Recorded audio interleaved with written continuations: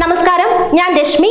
തനിമ special news. പൊതുജനങ്ങളുടെ പരാതികൾ പരിഹരിക്കുന്നതിനും താഴെത്തട്ടിൽ നീതി ലഭ്യമാക്കുന്നതിനുമുള്ള സർക്കാരിന്റെ അചഞ്ചലമായ സമർപ്പണത്തിന് അടിവരയിടുന്നതാണ് താലൂക്ക് അദാലത്തെന്ന് പൊതുവിദ്യാഭ്യാസ വകുപ്പ് മന്ത്രി വി ശിവൻകുട്ടി പറഞ്ഞു.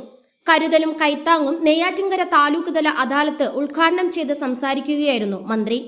നെയ്യാറ്റിൻകര SN ഓഡിറ്റോറിയത്തിൽ നടന്ന ഉദ്ഘാടന ചടങ്ങിൽ ഭക്ഷ്യ പൊതുവിതരണ വകുപ്പ് മന്ത്രി GR അനിൽ സന്നിഹിതനായിരുന്നു.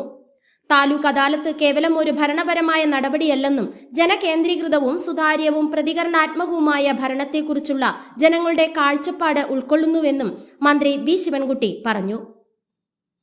ജനങ്ങളുടെ ആശങ്കകൾക്ക് വേഗത്തിലും ഫലപ്രദമായും പരിഹാരമുറപ്പാക്കി ഭരണം ജനങ്ങളിലേക്ക് കൂടുതൽ അടുപ്പിക്കുന്നതിനാണ് താലൂക്ക് തല അദാലത്തിലൂടെ സർക്കാർ ലക്ഷ്യമിടുന്നതെന്നും മന്ത്രി വ്യക്തമാക്കി. ജനാധിപത്യത്തിൽ പരാതി പരിഹാരം ഭരണത്തിന്റെ ആണിക്കല്ലാണ്. താലൂക്ക് അദാലത്തുകളിൽ ജനങ്ങളുടെ പ്രശ്നങ്ങൾ ആത്മാർത്ഥതയോടെയും അടിയന്തരമായും അഭിസംബോധന ചെയ്യപ്പെടുന്നുണ്ടെന്ന് ഉറപ്പാക്കുന്നുവെന്നും മന്ത്രി കൂട്ടിച്ചേർത്തു.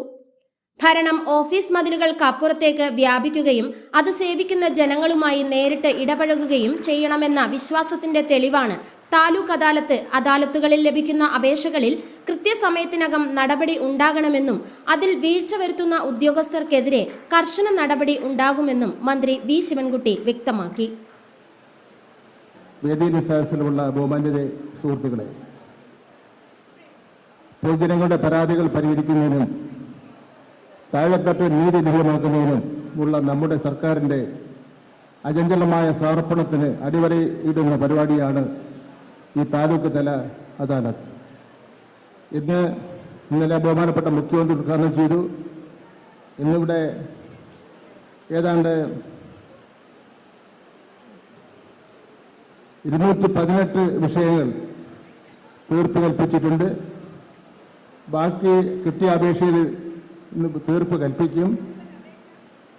മുൻഗണനാ കാർഡ് 341 പേർക്ക് കൊടുക്കുകയാണ്. ഈ താലൂക്ക് അദാലത്ത് മനഃപൂർവ്വം ബോധപൂർവം ഫയലുകൾ വെച്ച് താമസിപ്പിക്കുന്ന ഉദ്യോഗസ്ഥന്മാർക്ക് ഒരു താക്കീതാണ് എന്നുള്ള കാര്യം ഞാനിവിടെ സൂചിപ്പിക്കുവാൻ ആഗ്രഹിക്കുന്നു. ഇന്നിവിടെ മന്ത്രിമാർ ഉത്തരവിട്ട് താഴെക്കടയിൽ അയക്കുന്നത് ഞങ്ങൾ പറയുന്ന ദിവസത്തിനുള്ളിൽ തീരുമാനം കൈക്കൊണ്ട് പൊതുജനങ്ങളെ സഹായിച്ചില്ലെങ്കിൽ കർശനമായ നടപടി ഉണ്ടാകുമെന്നുള്ള കാര്യം കൂടി സൂചിപ്പിച്ചുകൊണ്ട് ഈ താലൂക്ക് അദാലത്ത് ഞാൻ ഉദ്ഘാടനം ചെയ്ത് അറിയിക്കുന്നു. നന്ദി. സർക്കാരിന്റെ ജനകീയ ഇടപെടലുകളുടെ സാക്ഷ്യമാണ് കരുതലും കൈത്താങ്ങും അദാലത്തെന്ന് മന്ത്രി GR അനിൽ പറഞ്ഞു. K അൻസലൻ MLA അധ്യക്ഷനായിരുന്നു.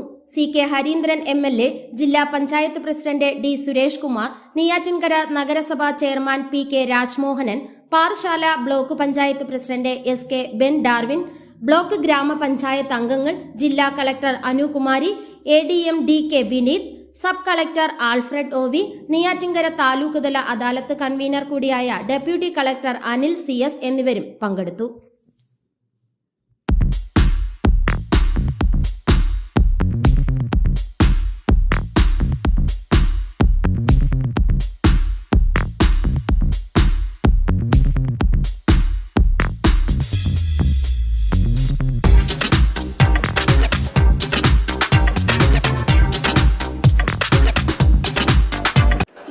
എന്തോന്ന് പറയാൻ, 2 വികലാംഗനെയും ഞാനും 3 പേരാവണ് വികലാംഗന ആയിട്ട്. ഒന്നാലേ ഒരു നിവൃത്തിയില്ല. ഇവളെ സഹായത്തോടെ തന്നെ ജീവിക്കുന്നത്. ഈ മോള് പെൻഷൻ മാത്രമേ ഉള്ളൂ. എനിക്കുണ്ട് പെൻഷൻ.